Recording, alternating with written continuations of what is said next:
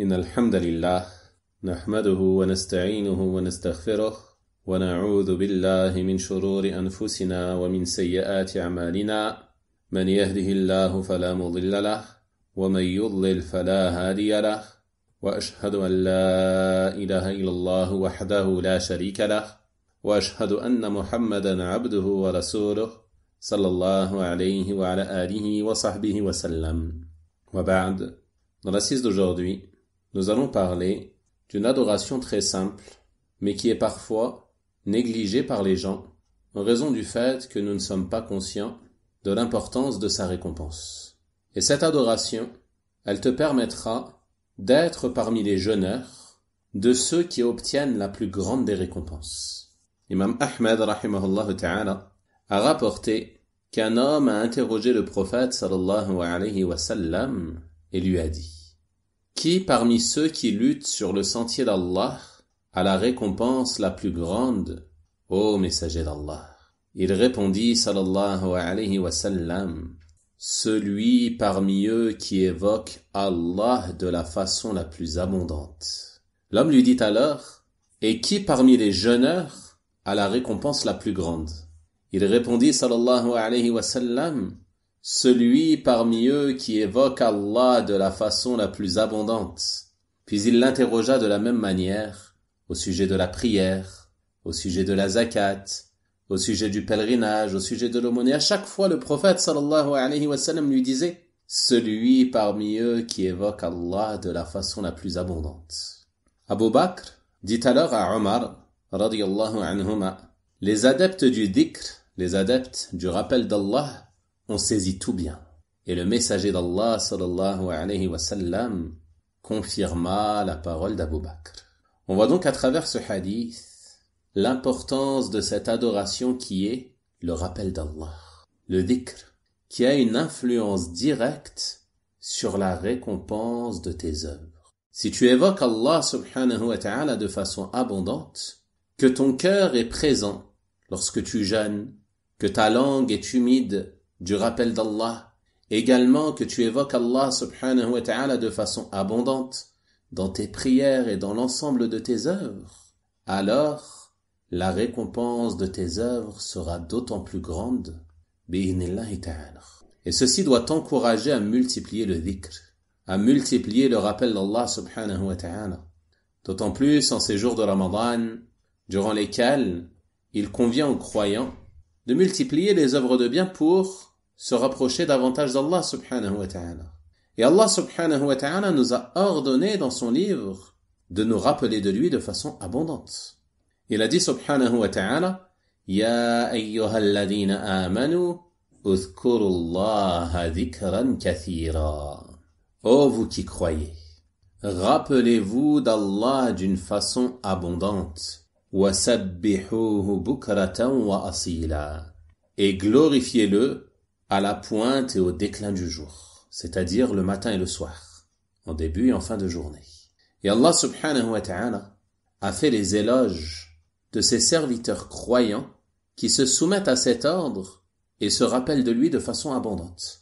Il a dit subhanahu wa ta'ala: وَالذَّاكِرِينَ اللَّهَ كَثِيرًا وَالذَّاكِرَاتِ أَعَدَّ اللَّهُ لَهُمْ مَغْفِرَةً وَأَجْرًا عَظِيمًا. Ceux et celles qui se rappellent d'Allah de façon abondante, Allah a préparé pour eux un pardon et une énorme récompense.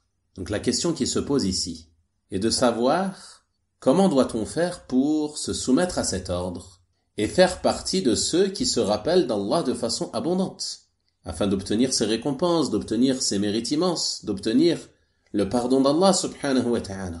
Et l'imam al-Sa'di rahimahullah a mentionné dans l'explication de ce verset qu'Allah subhanahu wa ta'ala ordonne aux croyants de se rappeler de lui d'une façon abondante.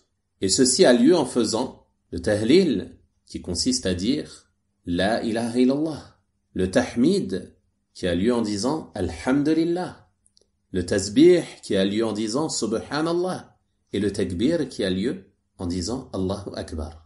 Donc, tu peux faire partie de ceux qui se rappellent d'Allah de façon abondante en multipliant la prononciation de ces paroles. La ilaha illallah, Alhamdulillah, Subhanallah, Allahu Akbar, et autres parmi les formes de rappel. Et il dit, rahimahullah, comme avec toute parole qui rapproche d'Allah, toute parole que tu prononces, et qui est une parole qui te rapproche d'Allah, alors elle fait partie du rappel d'Allah. Entre dans cela le commandement du bien, l'interdiction du mal, l'enseignement de la science, sa diffusion, et également les belles paroles que tu prononces à ton entourage, à tes parents, à ton époux, à ton épouse, à tes frères et sœurs, et ainsi de suite. Car la bonne parole est une aumône. Elle fait donc partie du rappel d'Allah. Si tu prononces une parole plaisante à tes parents pour les réjouir, ceci peut entrer dans la récompense du rappel d'Allah subhanahu wa ta'ala. Il dit ensuite, rahimahullah, et le minimum de cela, c'est-à-dire le minimum pour te soumettre à l'ordre d'Allah subhanahu wa ta'ala, qui t'ordonne de te rappeler de lui d'une façon abondante. Il dit le minimum est que l'homme soit assidu aux formules de rappel du matin et du soir, les adhkar du matin et du soir, qui sont d'une grande importance. Il dit aussi, après les 5 prières quotidiennes, il est légiféré pour toi de faire du dhikr. Donc ne néglige pas cela. Ne retourne pas vaquer à tes occupations immédiatement après les salutations de la prière. Mais fais du dhikr. Reste assis à évoquer Allah subhanahu wa ta'ala. Ne te lève pas. Ne quitte pas ton lieu de prière. Évoque Allah subhanahu wa ta'ala de façon abondante. Il dit donc le minimum pour faire partie de ceux qui se rappellent d'Allah subhanahu wa ta'ala de façon abondante. Que l'homme soit assidu aux formules de rappel du matin et du soir. Après les 5 prières. Et au moment et dans les situations où cela est légiféré. Par exemple, avant de manger, après manger, en entrant chez toi, en sortant de chez toi, en entrant aux toilettes, en sortant des toilettes, et ainsi de suite parmi les différentes formules de rappel qui sont légiférées tout au long de la journée. Si tu es assidu à cela, alors tu feras partie de ceux qui se rappellent d'Allah subhanahu wa ta'ala de façon abondante. Il dit ensuite, rahimahullah, et il convient d'être constant en cela en tout temps et en toute situation. D'être constant dans le rappel d'Allah, en tout temps et en toute situation. Car ceci est une adoration par laquelle celui qui œuvre prend les devants et trouve l'apaisement. En effet, c'est dans le rappel d'Allah subhanahu wa ta'ala que tu vas trouver l'apaisement, le bien-être, l'épanouissement de ta poitrine. Il dit ensuite, rahimahullah, et ceci le mène à l'amour d'Allah, à le connaître, l'aide dans le bien et préserve la langue des mauvaises paroles. Masha'Allah. Celui qui est assidu au rappel d'Allah, sa langue, elle va s'habituer à prononcer le bien. Elle va s'habituer à prononcer de belles paroles. Et cela va lui éviter de prononcer des mauvaises paroles. Par exemple, lorsque la monture trébuche, le prophète sallallahu alayhi wa sallam nous a enseigné de mentionner le nom d'Allah, de dire Bismillah. Les gens dont la langue n'est pas habituée au rappel d'Allah, qu'est-ce qu'ils vont faire? Ils vont prononcer une mauvaise parole. Lorsqu'ils tombent, lorsqu'ils trébuchent, lorsqu'ils échappent un objet, ils vont prononcer une mauvaise parole. Mais celui dont la langue est habituée au rappel d'Allah, qu'est-ce qu'il va dire? Bismillah, Subhanallah, Allahu Akbar, et ainsi de suite. Donc ceci va le préserver de beaucoup de mauvaises paroles. Et cela va l'aider dans le bien et le mener à l'amour d'Allah. Subhanahu wa ta'ala, il trouvera l'apaisement et l'épanouissement de sa poitrine bi'inillahi ta'ala. L'imam al-Qurtubi, rahimahullah ta'ala, a mentionné dans l'explication de ce verset que Allah subhanahu wa ta'ala a légiféré cela sans limite. En effet, il a dit « Uthkurullaha dhikran kathira » Rappelez-vous d'Allah d'une façon abondante. Il n'a pas mentionné de limite. Pourquoi? Il nous explique, il nous dit « Il a légiféré cela sans limite, car c'est une chose simple pour le serviteur, et qu'il y a en cela une récompense immense. » En effet, c'est une chose simple de te rappeler d'Allah. Est-ce que c'est compliqué pour toi de dire « Subhanallah, Alhamdulillah, La ilaha illallah, Allahu Akbar » Est-ce que cela est difficile? Subhanallahi wa bihamdihi, Subhanallahi al-azim. Est-ce qu'il y a une difficulté pour toi à prononcer ces paroles? Par exemple, tu prends ta voiture pour te rendre au travail. Prononce ces paroles sur le chemin du travail. Si tu marches dans la rue pour te rendre à la mosquée ou lorsque tu es en train de faire tes courses, lorsque tu es dans une salle d'attente, cette attente que tu trouves peut-être interminable, tu peux en faire un butin immense auprès d'Allah subhanahu wa ta'ala. Comment? En utilisant ta langue dans le rappel d'Allah subhanahu wa ta'ala, en prononçant ces simples paroles. Il dit ensuite, rahimahullah, toujours l'imam al-Qurtubi, Ibn Abbas radiyallahu anhuma a dit, nul n'est excusé pour le délaissement du rappel d'Allah, sauf celui qui a perdu la raison. Nul n'est excusé pour le délaissement du rappel d'Allah, car c'est une adoration très simple. Il n'y a que celui qui a perdu la raison qui est excusé. Mais celui qui a sa raison, pourquoi il se prive de ces récompenses immenses? Pourquoi il se prive de ce grand bienfait? Pourquoi il se prive de ce pardon? Pourquoi il se prive de ce bonheur et de cet apaisement? Donc pour être de ceux qui se rappellent d'Allah subhanahu wa ta'ala de façon abondante, il te convient d'être assidu à cela, assidu à adhkar du matin et du soir, assidu à adhkar après ta prière, assidu à adhkar en entrant chez toi ou en sortant de chez toi, avant de manger, après manger, et ainsi de suite. Fais en sorte d'être assidu à cela. Et prends avec toi les recueils de hadiths à ce sujet comme Hisnul Muslim, la citadelle du musulman, ou encore les invocations authentiques et autres parmi les livres, qui vont t'aider à évoquer Allah subhanahu wa ta'ala dans ces situations comme cela nous a été enseigné par le prophète sallallahu alayhi wa sallam. Et ne méprise pas cela, ne pense pas que ceci est un acte sans importance auprès d'Allah subhanahu wa ta'ala. Allah subhanahu wa ta'ala dit dans son noble livre وَلَا ذِكْرُ اللَّهِ أَكْبَرُ. Le rappel d'Allah est certes ce qu'il y a de plus grand. Et dans un hadith, le prophète sallallahu alayhi wa sallam nous dit ce bas monde est maudit ainsi que tout ce qu'il contient, à l'exception du rappel d'Allah et ce qui s'y rattache, ou un savant ou un apprenant. Ce bas monde est maudit, car celui qui s'y attache, celui dont le cœur est attaché au bien vil de ce bas monde, alors celui-ci va l'éloigner d'Allah subhanahu wa ta'ala. Et s'il s'éloigne d'Allah, qu'il s'éloigne du rappel d'Allah, alors ceci va l'éloigner de la demeure des délices dans l'au-delà, qui est le paradis. C'est pour cela que le prophète sallallahu alayhi wa sallam nous dit que ce bas monde est maudit, et que tout ce qu'il contient est maudit, à l'exception du rappel d'Allah. Multiplie donc le rappel d'Allah, et ce qui s'y rattache, ou un savant ou un apprenant. Et ceci te montre également le mérite de la science, de son apprentissage et de son enseignement. Donc tout cela suffit pour te démontrer l'importance du rappel d'Allah, et la place que le rappel d'Allah subhanahu wa ta'ala doit occuper dans ton quotidien. Car c'est un des moyens les plus immenses qui te permettra également de purifier ton cœur, d'augmenter ta foi, et c'est le lien entre toi et ton Seigneur subhanahu wa ta'ala. Car le serviteur qui n'évoque pas Allah subhanahu wa ta'ala, qui ne se rappelle pas de son Seigneur, il est semblable à un mort, il est semblable à un corps sans vie. C'est à ce sujet que le prophète sallallahu alayhi wa sallam a dit celui qui se rappelle de son Seigneur et celui qui ne s'en rappelle pas sont semblables aux vivants et aux morts. Celui qui ne se rappelle pas de son Seigneur, qui oublie Allah, qui ne fait pas de dhikr, il est comme un mort.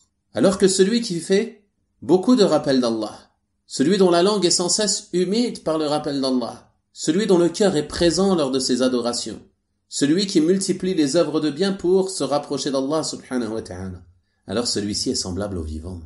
C'est donc par le rappel d'Allah subhanahu wa ta'ala que tu vas faire vivre ton cœur.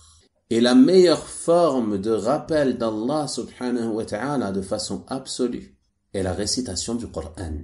Al-Hafidh al-Nawawi rahimahullah ta'ala a dit à ce sujet sache que la récitation du Coran est la forme de rappel la plus méritoire et ce qui est attendu est la lecture avec méditation. Et on rapporte de Sufyan al-Thawri rahimahullah ta'ala, un des imams parmi les imams des salaf, qu'il a dit nous avons entendu que la lecture du Coran est la forme de rappel la plus méritoire si celui-ci est mis en pratique. Et ça c'est très important également, de ne pas négliger la méditation et la mise en pratique du Coran, de ne pas te contenter de le lire sans méditation et sans faire suivre cela de la mise en pratique des enseignements qui se trouvent dans le Coran. Donc ce Coran c'est le meilleur des dhikr.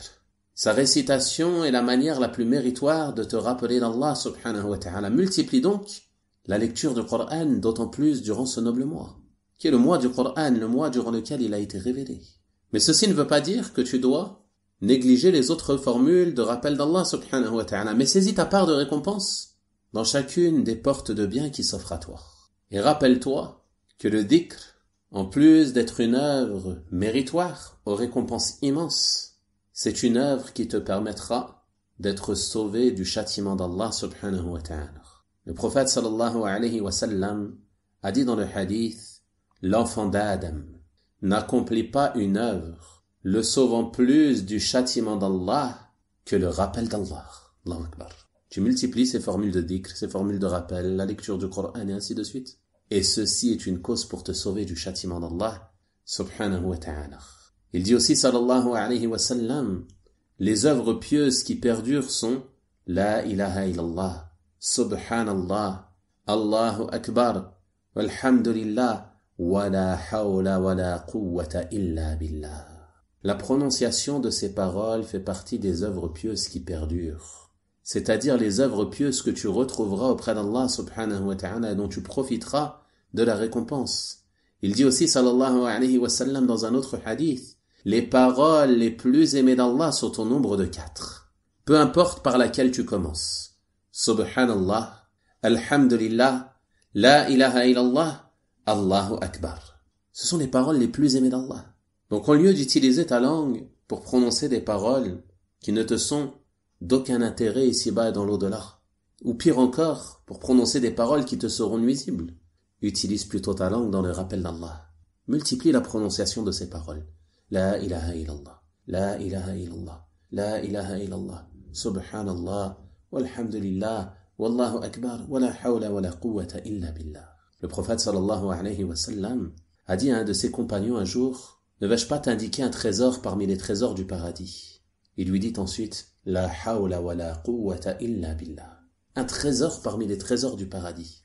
Donc ces paroles, elles vont te mener à un paradis éternel bi'idnillahi ta'ala. Ne méprise donc pas cela. Et ne pense pas que ce sont des actes insignifiants. Ce sont des actes très lourds dans la balance.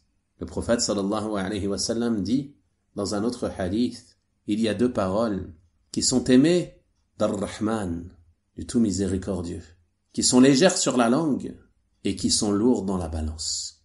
Subhanallahi wa bihamdihi, subhanallahi al-azim.